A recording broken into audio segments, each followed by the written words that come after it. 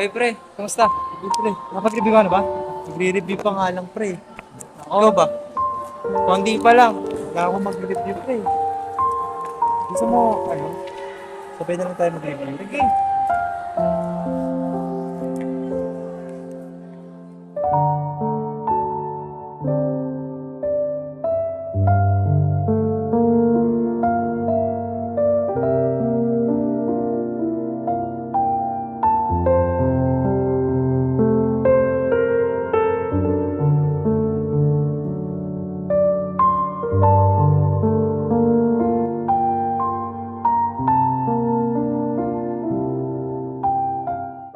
Yung question ko is, as a social worker, how important is to help individual to enhance their well-being and social functioning? So, ako, as a social worker, registered social worker and a licensed professional teacher, enhancing syempre yung social functioning ng isang tao is very important.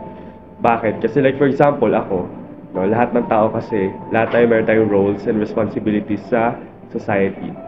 So kapag ako, I'm suffering from social dysfunctioning, ang possibility na mangyari is ma-neglect ko yung work ko, ma-neglect ko yung students ko, ma-neglect ko yung family ko.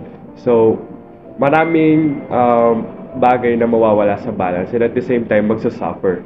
So, una na dyan, syempre, yung family ko. Pangalawa naman, syempre, yung trabaho ko. Syempre, yung mga estudyante ko. Syempre, kung hindi ako makapagturo ng maayos, hindi rin sila matututo ng maayos. And at the same time, ako rin bilang tao, kapag hindi maayos yung sarili ko, affected doon yung mental health ko. So, most likely, mas magiging deranged dun sa mga bagay na dapat ko pang ginagawa. And sa naman, as a worker naman no, sa society, kapag hindi ka nakapag-work na maayos, pwede rin maapektuhan yung work mo. In which, syempre, halimbawa, marami kasing tao, di ba, na nawawala na sa work or kaya naman dahil nga may social dysfunctioning at hindi nakakapag-cope dun sa mga problema nila, nawawala sa trabaho. Ano ba yung implications kapag nawala ka sa trabaho? Una, syempre, mawawalan ng tax. No? So, affected din yung ating government. So, may mga bagay na hindi ma-provide just because nawala yung tax ko. No? So, napaka-importante na matulungan yung tao sa social function or sa well-being natin.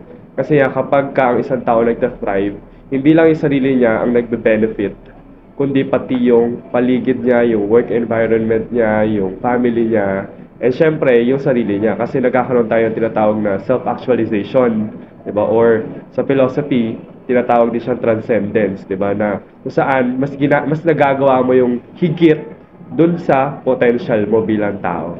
In which, ayun naman talaga yung pinaka-importante. Kasi kaya kapag sa may social functioning, you are ought to do kung ano yung mga in-expect sa'yo ng society.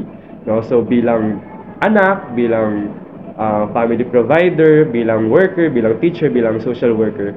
So, it's really important. Kasi ang isang tao multidimensional siya. Hindi lang naman siya nabubuhay, no? Kundi meron din tayong iba't ibang aspeto na kailangan matugunan. So, napaka-importante na ma-replenish or let's say, ma-nurture yung ating well-being, no? So, dapat ang approach natin dyan, holistic. So, kapag kasabing holistic, kasama dyan psychological or, mental, no? Emotional, relationships, and syempre yung personal ambitions. Kaya, napaka-importante. Okay.